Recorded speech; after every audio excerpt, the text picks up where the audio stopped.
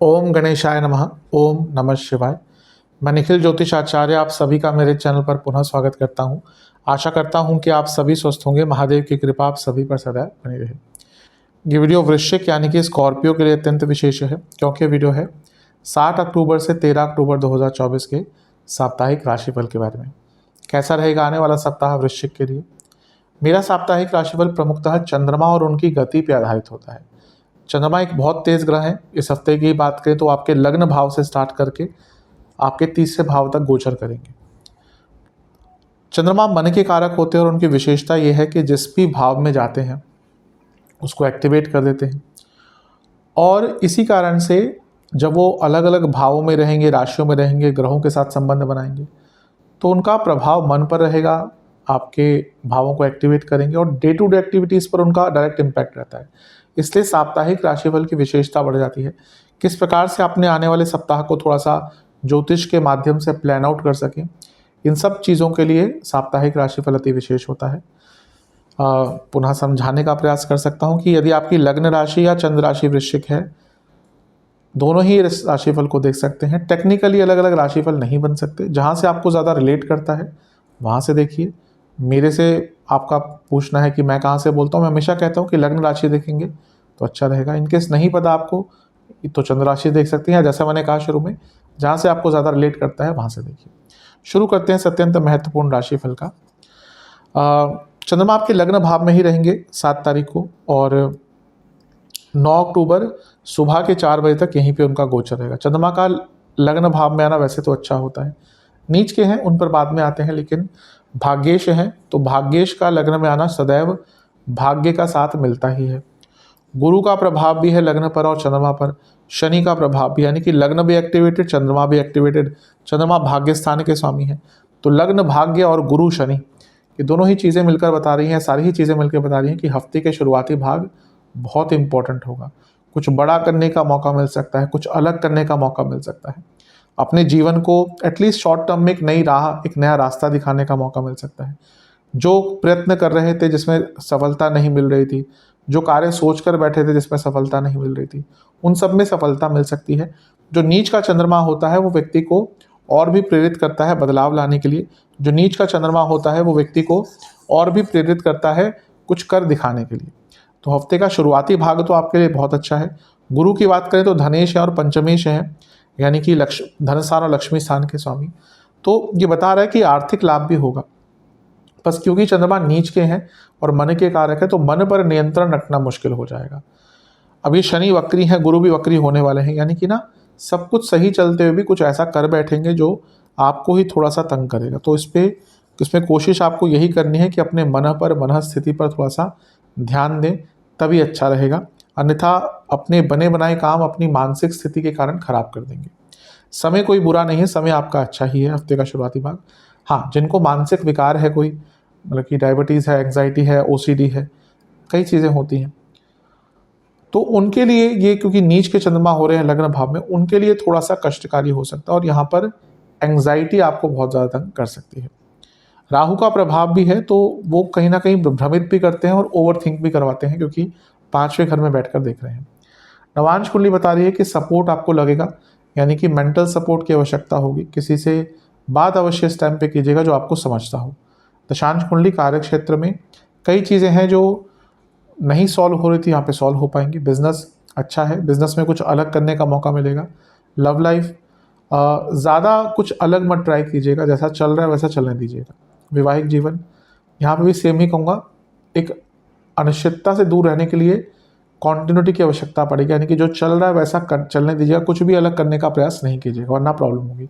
Students कुछ अलग करना चाह रहे थे, कोई नई चीज़ की शुरुआत करना चाह रहे थे, समय अच्छा है। सेहत की जहाँ तक बात है, स्लीप डिसऑर्डर, एंग्जाइटी, ओसीडी और पेट के रोग रहेंगे और चिंताएं कई प्रकार की रहेंगी जो बाकी पहले तो मेंटल चीज़ों पर प्रभाव डालेगी, फिर उसका फिजिकल इम्पैक्ट भी हो सकता है। ब्लड डिसऑर्डर आपको कोई है तो ध्यान दें। सर्वाष्टक में आपका तीसरा घर बली है। एक उत्सुकता रहेगी और कोशिश कीजिएगा अपनी उत्सुकता पर नियंत्रण करें। चंद्रमा आ जाएंगे आपके दूसरे भाव में 9 अक्टूबर को सुबह 4 बजे और 11 अक्टूबर सुबह के 11 तक यहीं पर रहेंगे। यहाँ पर धन स्थान में चंद्रमा आ रहे हैं जो भाग्य स्थान के स्वामी हैं, तो पैसा तो आएगा ही, कोई डाउट ही नहीं है। मंगल का प्रभाव है जो लग्नेश है और विपरीत राजयोग बनाकर बैठे हैं, यानी कि रुका हुआ पैसा आएगा, प्रॉपर्टी से पैसा आएगा, आपके कुछ अलग सोर्सेस ऑफ इनकम है, हिडन सोर्सेज ऑफ इनकम है, उससे पैसा आएगा। तो समय आपका काफ़ी अच्छा है। चंद्रमंगल योग वैसे भी धन देता है और जो अलग प्रकार से कोई काम करते हैं उनको ज़्यादा धन देता है। बस ध्यान देना है कि चंद्रमा वाणी के स्थान में और अष्टम के मंगल देख रहे हैं, यानी कि वाणी में उग्रता भी रहेगी और अनसर्टेनिटी भी रहेगी। कुछ ऐसी चीज़ें बोल देंगे जो आपको नहीं बोलनी चाहिए, फिर उसका बुरा प्रभाव होगा। गुरु से 8वें में हो गए तो शकट योग बन गया। तो हाँ, ये है कि कुछ आपके इंपॉर्टेंट कार्यों में डिले आपको देखने को मिल सकता है, तो अपने पूरे जीवन को एक समयबद्ध तरीके से आगे चलाइएगा। कुछ डिले हुआ तो उसका एक बुरा प्रभाव पड़ सकता है। मंगल क्योंकि छठे घर के स्वामी भी हैं, कोई लीगल कार्य, कोई अथॉरिटी का कार्य, कुछ लिखा पढ़ी का कार्य अटक रहा था, वो भी आपका पूर्ण हो सकता है। बोलने से पहले बहुत सोचिए, क्योंकि चंद्रमा वाणी के स्थान में है और द्विस्वभाव राशि में है, तो कुछ ऐसी चीज़ें बोल देंगे जिसका बुरा प्रभाव डायरेक्टली या इनडायरेक्टली पड़ सकता है। तो ध्यान दीजिएगा, कार्य क्षेत्र में भी थोड़ा संयमित होकर बोलना है। नवांश कुंडली बता रही है कि अपने मन को बहुत क्लियर रखिएगा, ज़्यादा सोचना आपके पूरे जीवन पर बुरा प्रभाव डालेगा। दशांश कुंडली कार्य क्षेत्र में अच्छा काम कर सकते हैं, लेकिन वाणी पर पुनः कहूँगा नियंत्रण। बिजनेस कुछ रिस्क लेना है, कुछ अलग करना है, समय अच्छा है उसके लिए। लव लाइफ शांत रह के अच्छे अच्छे शब्द बोलेंगे अपने पार्टनर को तो बहुत अच्छा रहेगा। जहाँ थोड़ा सा व्यंग्यात्मक भी हुए ना आप इस टाइम पे, आप देखेंगे बड़े झगड़े होंगे। वैवाहिक जीवन आगे बढ़ने का सोचिए, अगर रिलेशनशिप चल चुका है कुछ टाइम तो अब कहीं ना कहीं आगे बढ़ने का सोचना पड़ेगा। जहाँ तक स्टूडेंट्स की बात है, ठीक है टाइम, लेकिन आपकी प्रिपरेशन सही नहीं लग रही या रिवीजन सही नहीं लग रही, इस दोनों में ही चीज़ पर काम कीजिएगा। सेहत, खाने पीने के कारण दिक्कत हो सकती है, एंग्जाइटी, एसिडिटी, और जिनको कोई भी प्राइवेट पार्ट से जुड़ी प्रॉब्लम है उनकी दिक्कत बढ़ सकती है। सर्वाष्टक में आपका भाग्यस्थान बली है, तो ठीक है, भाग्यस्थान का बली होना हमेशा अच्छा ही होता है। 11 अक्टूबर सुबह के 11 बजे चंद्रमा आ जाएंगे आपके तीसरे घर में। इसी दिन बुध का गोचर भी हो जाएगा और 12वें घर में आ जाएंगे, और यहाँ पे चंद्रमा 11 तारीख सुबह के 11 से सप्ताह के अंत तक रहेंगे। चंद्रमा का तीसरे घर में आना अच्छा ही होता है। भाग्यस्थान के स्वामी है, तो जब यहाँ पे आएंगे तो यहाँ पे परिश्रम भी मिलेगा, पराक्रम भी मिलेगा, और यहाँ से खुद अपनी ही राशि को देखेंगे जो भाग्यस्थान है। मैं कई बार बता चुका हूँ ज्योतिष का सूत्र कि अगर कोई भी ग्रह अपनी राशि से संबंध बनाता है, अपने भाव से संबंध बनाता है, तो उसको और स्ट्रॉन्ग करता है। तो भाग्यस्थान और बली हो गया, और यहाँ पर मंगल की दृष्टि भी है और बृहस्पति की दृष्टि भी है। मंगल लग्नेश है, विपरीत राजयोग बनाकर बैठे हैं, और ये मंगल की उच्च की राशि है जहाँ पे चंद्रमा है, तो बहुत ज़्यादा ऊर्जा रहेगी। प्रॉब्लम ये है कि गुरु की दृष्टि भी है। अब ये गुरु की दृष्टि कोई प्रॉब्लम नहीं होती, अच्छा है सब कुछ, लेकिन ये गुरु की दृष्टि जहाँ पर है, ये गुरु की नीच की राशि है और मंगल की उच्च की राशि है। तो देखिए क्या हो रहा है, ऑपोजिट ऊर्जा है जो आपको पुल अपार्ट करेगी। तो यहाँ पर उत्साह पर कंट्रोल करना पड़ेगा, ऊर्जा पर कंट्रोल करना पड़ेगा। अचानक से कोई यात्रा का प्लान मत बनाइएगा, अचानक से किसी को कमिटमेंट मत दीजिएगा, अचानक से किसी पर विश्वास मत कीजिएगा, और अचानक से कोई नया काम स्टार्ट मत कीजिएगा, अन्यथा इसकी प्रॉब्लम हो सकती है। कुछ नया सीखने के लिए बहुत अच्छा टाइम है।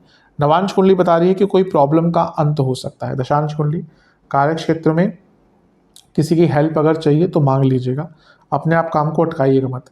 बिजनेस कुछ पुराना जो नुकसान था उसकी भरपाई हो सकती है, कुछ काम जो अटक रहे थे वो उनके नए रास्ते मिल सकते हैं। लव लाइफ शांत रहिएगा और बहुत सोच समझ कर बोलिएगा, ज़्यादा एक्सपेक्टेशन बिल्कुल मत रखिएगा पार्टनर से। वैवाहिक जीवन कहीं ना कहीं आपको एक दूसरे को टाइम देना पड़ेगा, और वो भी क्वालिटी टाइम, एक दूसरे को समझना पड़ेगा जिसकी कमी दिख रही है। स्टूडेंट्स की जहाँ तक बात है, एक ही प्रॉब्लम बस मुझे दिख रही है कि आपको कोई रास्ता दिखाने वाला नहीं है, तो कहीं ना कहीं से गाइडेंस आपको देखनी पड़ेगी, ढूंढनी पड़ेगी। सेहत की जहाँ तक बात है, गले के रोग रहेंगे, इंटेस्टाइन से जुड़ी प्रॉब्लम तंग कर सकती है, हार्मोनल रोग तंग कर सकते हैं। सर्वाष्टक में आपका पंचम भाव अत्यंत बली है, थोड़ा ओवर थिंकिंग से अपने आप को दूर रखिएगा। उपाय के स्वरूप में हनुमान चालीसा और हनुमान बाहुक का एक बार पाठ करके बजरंग बली को फलों का भोग लगाइएगा।